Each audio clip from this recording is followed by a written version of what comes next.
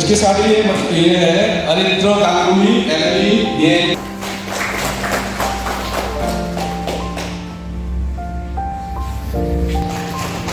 और हम लोग का एनजीओ का एडवाइजर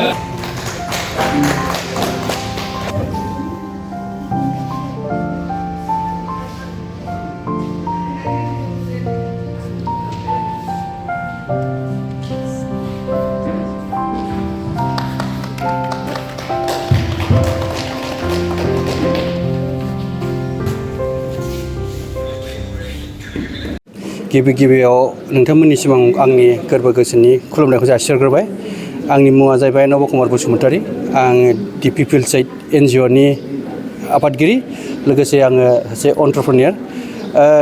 दिनैहाय जोङो क'क्राझारनि साइन्स कलेजनि अडिट'रियामाव मोनसे pre medical checkup program camp खालामनाय जादों आरो बे केम्पआव जोङो कार्डियोलॉजी आरो चेस्ट ओमफ्राय जेनेरेल फिजिशियन बे मोनथाम आयदाखौ लानानै जों दिनै बेसेन नाङै मोनसे सावस्रि बादा खालामनाय जादों आरो बेवहाय गासिबो थाखोनि सुबुंफ्रानो बाहागो लानो हागोन। थांखिया जाहैबाय जोंनिया जाय बिथांमोना माने सावस्रिनि बागै बारा सांग्रांथि गैया, बिथांमोना फैनानै बिथांमोना गावनि देहाखौ टेस्ट खालामजानो हागोन, जाहाथे बिथांमोननि देहायाव मा दं मा गैया आर्लि मोनसे डिटेक्शना जायो। बिनि थाखाय जोङो दिनैनि बे केम्पखौ बानायनाय जादों आरो जोंनि दि पिपल्स एड NGOआ 2017आव जोनोम जादोंमोन आरो जोंनि NGOनि जोनोम जानायनि थांखियानो जाहैबाय समाजाव मोनसे गोग्गो देहायारि दानाय, माने बेमार आजार मोनसे मुक्त मोनसे समाज दानायनि मोनसे थांखि।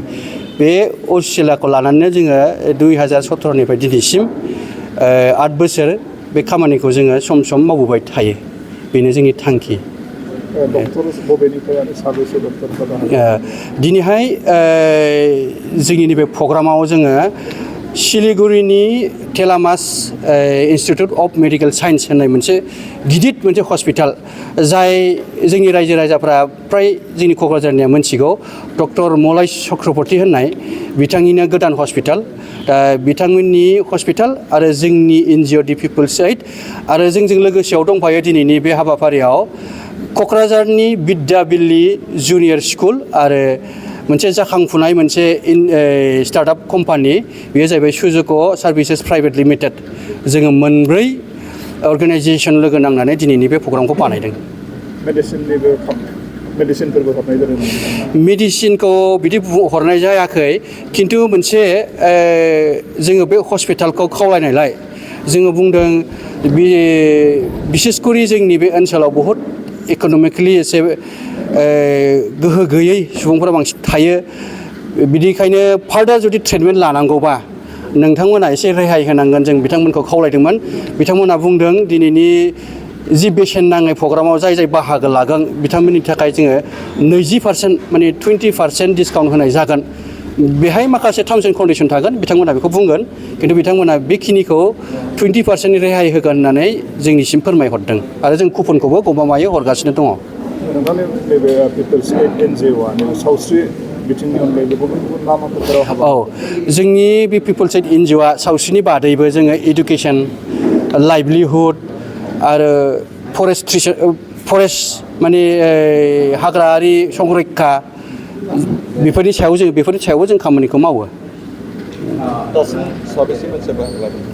दासिम दे फुंनिफ्राय जोंनियाव 30+ जाबाय आरो लासै लासै फैबाय थागोन, खारन जोङो दिनै बेलासिनि 4 बाजिसिम लादों बेबायदिनो।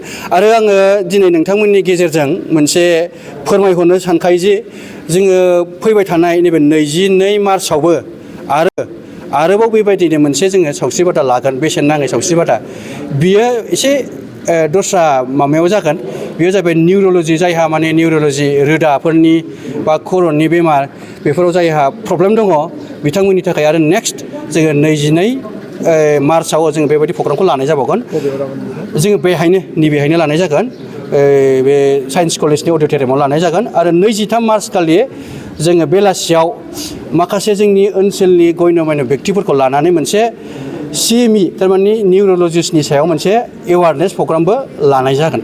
बाहाय नोंथांमोनखौ आं नोंथांमोननि गासिबो मिडिया पार्सन क'क्राझारनि बेसेबां प्रेस क्लाबनि मिडिया पार्सन नोंथांमोनखौबो आङो 22 आरो 23 स्पेसियेलि 23 खालि फैनो थाखाय आङो दिनैनो खावलायहरनाय जाखाबाय।